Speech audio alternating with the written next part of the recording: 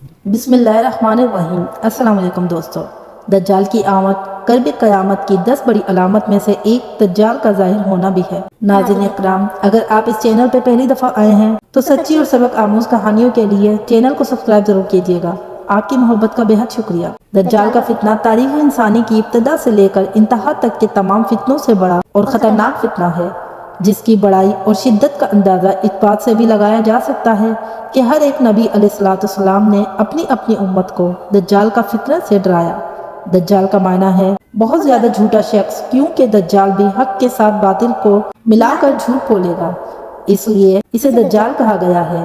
یہ اولاً خود کو مومن ظاہر کرے گا اور لوگوں کو بھلائی کی طرف بلائے گا، لیکن پھر نبوت کا اور آخرکار خدائی کا دعویٰ کرے گا۔ مشہور ہے کہ اس کے اصل یہود سے ہوگی۔ مفتی احمد یار خان نعیمی فرماتے ہیں، دجال 2 قسم کے ہیں، چھوٹے اور بڑے دجال بہت ہوئے اور ہوں گے۔ ہر جھوٹا نبی، جھوٹا مولوی، صوفی یا لوگوں کو گمراہ کرے وہ دجال ہے۔ بڑا دجال صرف ایک ہی ہے جو دعوے خدا کرے۔ امام محمد بن احمد قرطبی فرماتے ہیں، دجال اور قرب قیامت اس کے ظاہر ہونے پر اعتقاد رکھنا برحق ہے، اور یہی اہل سنت بالعموم فقہ کرام اور محدثین اعظام کا مسلک ہے۔ مختلف احادیث میں دجال کا حلیہ بتائے گئے ہیں۔ ان تمام کو سامنے رکھنے سے دجال کا جو حلیہ سامنے آتا ہے وہ یہ ہے کہ دجال ایک جوان مرد ہوگا، دراز قد اور ایک آنکھ سے کانا ہوگا، اور کانی آنکھ ایسی ہوگی جیسے پھولا ہوا انگور ہو، جبکہ اس کی آنکھ ایک خون آلود ہوگی۔ اس کا سینہ چوڑا اور ذرا سا اندر کی طرف دھسا ہوگا۔ دجال کی پیشانی چوڑی ہوگی اور دونوں آنکھوں کے درمیان کاف فے رے یعنی کافر لکھا ہوگا، جسے ہر مسلمان پڑھ سکے گا، چاہے اسے پڑھنا آتا ہو یا نہ آتا ہو، اور اس کے بال گھمریالے ہوں گے۔ دجال کے نکلنے سے پہلے دنیا کی بہت بری حالت ہوگی، جیسا کہ احادیث مبارک کے مضامین سے پتہ چلتا ہے کہ اس کے نکلنے سے 3 سال پہلے ہی دنیا میں عام قحط پھیل جائے گا۔ پہلے سال آسمان 1/3 بارش اور زمین 1/3 پیداوار روک لے گی، دوسرے سال آسمان 2/3 بارش اور زمین 2/3 پیداوار، جبکہ تیسرے سال آسمان ساری بارش اور زمین ساری پیداوار روک لے گی، حتیٰ کہ آسمان شیشے کا اور زمین تانبے کی ہو جائے گی۔ اس خشک سالی کے سبب تمام چوپائے ہلاک ہو جائیں گے، فتنے اور قتل و غارت گری عام ہو جائے گی، آدمی ایک دوسرے کو قتل اور جلا وطن کر رہے ہوں گے۔ تب دجال مشرقی قسمت ایک اصبہان اور خوار اسا نامی شہر سے نکلے گا۔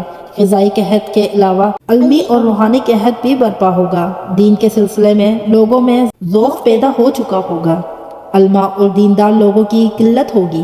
دجال زمین پر 40 دن رہے گا، جن میں سے ایک دن 1 سال کے برابر، ایک دن 1 ماہ کے برابر اور ایک دن 1 ہفتہ کے برابر، جبکہ باقی ایام سال کے عام دنوں کی طرح ہوں گے۔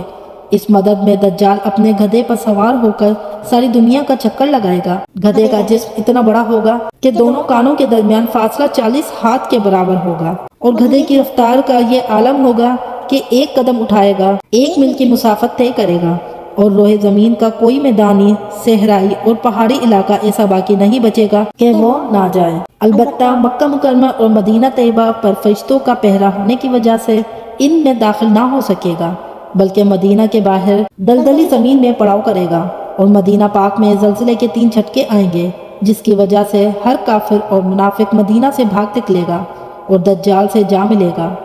اس روز مدینہ پاک ہر منافق اور فاسق مرد اور عورت سے خالص و پاک ہو جائے گا، اس لیے اس دن کا نام یوم اخلاص بھی ہے، اور بعض روایت کے مطابق بیت المقدس اور کوہ طور پر بھی نہیں جا سکے گا۔ دجال طرح طرح کے شعبدوں کے ذریعے لوگوں کا ایمان برباد کرنے کی کوشش کرے گا۔ حدیث مبارکہ میں ہے کہ دجال کے ساتھ روٹیوں کے پہاڑ ہوں گے۔ دجال پیروکاریوں کے علاوہ باقی لوگ سخت تکلیف میں ہوں گے۔ اس کے ساتھ 2 نہریں ہوں گی، جن میں سے ایک کو جنت اور دوسری کو دوزخ کہے گا۔ در حقیقت جسے وہ جنت کا نام دے گا وہ دوزخ، اور جسے وہ دوزخ کا نام دے گا وہ جنت ہوگی۔ اس کے کہنے پر آسمان سے بارش برسے گی، اور لوگوں کے سامنے وہ ایک شخص کو قتل کر کے پھر زندہ کر دے گا۔ دجال کے فتنوں کی وجہ سے اہل ایمان سخت پریشانی اور تنگی کے عالم میں دخان نامی ایک پہاڑ میں پناہ لیے ہوں گے، لیکن دجال ان کا پیچھا کر کے پہاڑ کا گھیرا کر لے گا۔ اہل ایمان سخت بھوک اور تکلیف میں مبتلا ہوں گے۔ تب اللہ پاک حضرت سیدنا عیسیٰ علیہ السلام کو نازل فرمائے گا۔ حضرت سیدنا عیسیٰ علیہ السلام کو دیکھتے ہی دجال ایسے گھلے گا جیسے پانی میں نمک گھلتا ہے، اور آپ علیہ السلام دجال کو مقام لطف پر قتل کریں گے اور ان کے پیروکاریوں میں سے کسی کو بھی زندہ نہ چھوڑیں گے۔ ایک مرتبہ میں سمندر کے سفر پہ نکلا۔ مسافروں کی کل تعداد 30 تھی اور وہ ہمارا سفر انتہائی اطمینان کے ساتھ کٹ رہا تھا کہ اچانک ہوا چلنا شروع ہو گئی اور سمندر میں طوفان آ گیا۔ اس شدید ہوا اور طوفانی لہروں ہماری کشتی اور سمندر میں موجود دیگر کشتیاں ڈولتی جاتی۔ کشتی کے مسافر صورتحال سے پریشان ہو گئے اور ہر کوئی اپنے اپنے خداؤں کو پکارنے لگا، کیونکہ کسی کو کچھ سمجھ میں نہیں آ رہا تھا کہ کیا کرے۔ سمندر سے اٹھنے والی ہر لہر ایک سمت کے بجائے ہر طرف سے کشتی کو اپنی سمت لے رہی تھی۔ تھک ہار کر ملا نے بیت کو چھوڑ دی اور ایک طرف بیٹھ گیا۔ اب ہم میں سے ہر کسی کو یہ یقین ہو چکا تھا کہ ایک موت یقینی ہے۔ سورج غروب ہونے کا تھا اور اس کی روشنی آہستہ آہستہ ختم ہوتی جا رہی تھی۔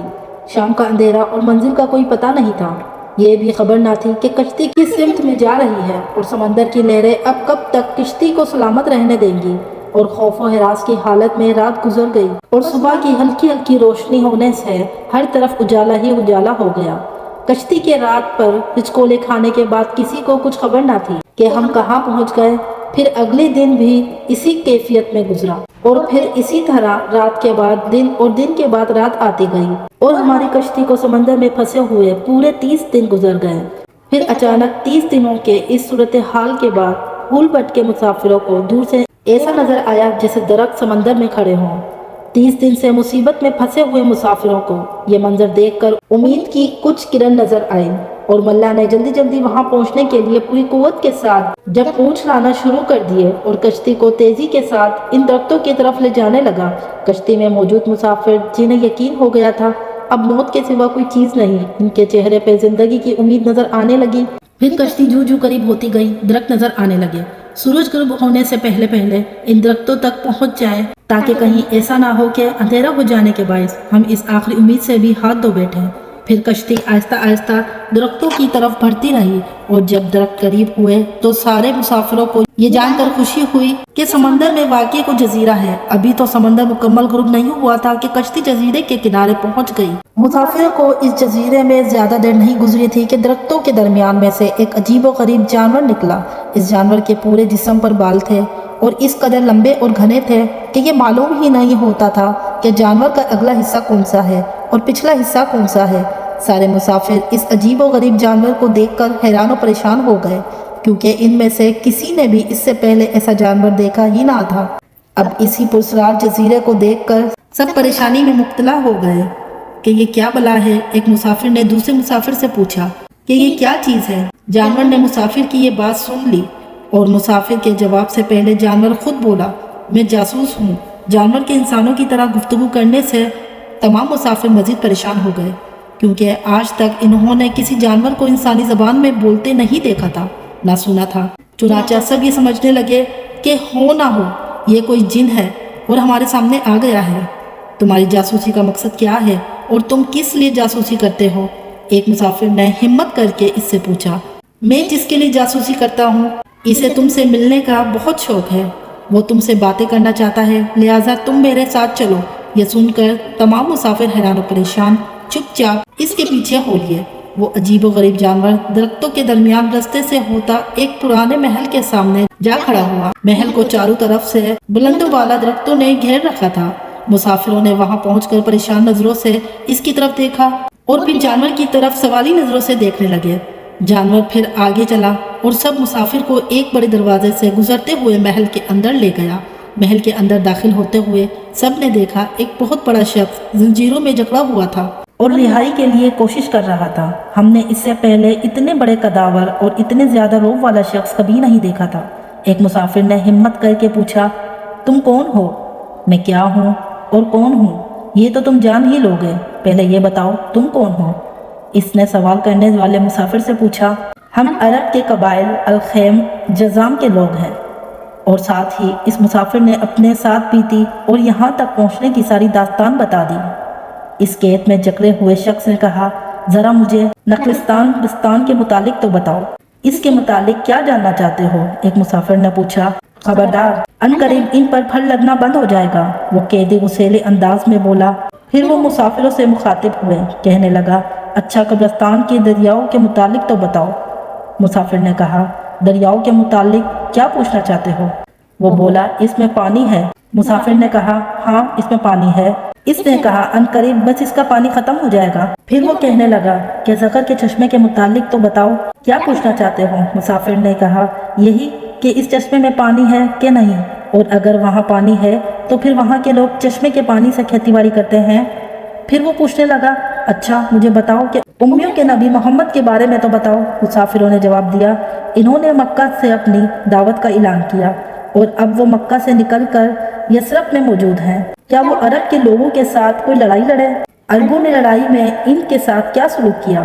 قیدی نے پوچھا۔ جواب ملا وہ بہت سے عربوں پہ غالب رہے اور بہت سے عربوں نے ان کی اطاعت بھی قبول کر لی ہے اور اب وہ خود کو ان کے تابعداری میں رکھتے ہیں۔ یہ سنتے ہی وہ غصے سے پھنکارا اور زنجیروں کو جھٹکا دیا۔ پھر مسافروں کو مخاطب کر کے بولا میں اب تم کو خود سے متعلق بتاتا ہوں کہ میں دجال ہوں، اور تمہاری باتوں سے معلوم ہوتا ہے میں پھر اس جزیرے سے نکلوں گا اور 40 دن میں ساری دنیا گھوموں گا۔ دنیا کی کوئی بستی اور گاؤں ایسا نہیں ہوگا جہاں سے میرا گزر نہ ہو۔ ہاں مکہ اور مکرمہ میں جانا میرے بس سے باہر ہے۔ میں ان دونوں شہروں میں جانے کی کوشش بھی کروں گا تو فرشتے میرے سامنے رکاوٹ بن جائیں گے، ان کے ہاتھوں میں تلوار ہوگی اور وہ مجھ سے لڑیں گے۔ یہ داستان ہمیں ایک صحابی نے سنائی جو اسلام قبول کرنے سے پہلے عیسائی تھے۔ یہ عجیب و غریب واقعہ دیکھنے کے بعد وہ آپ صلی اللہ علیہ وسلم کی خدمت میں حاضر ہو کر مسلمان ہو گئے۔ ناظرین کرام، اگر آپ اس طرح کی ویڈیو دیکھنا چاہتے ہیں تو چینل ہسٹری آف اسلام کو سبسکرائب کیے بغیر نہیں جائیے گا۔ ملتے ہیں اگلی ایک نیو ویڈیو میں، تب تک کے لیے اللہ حافظ۔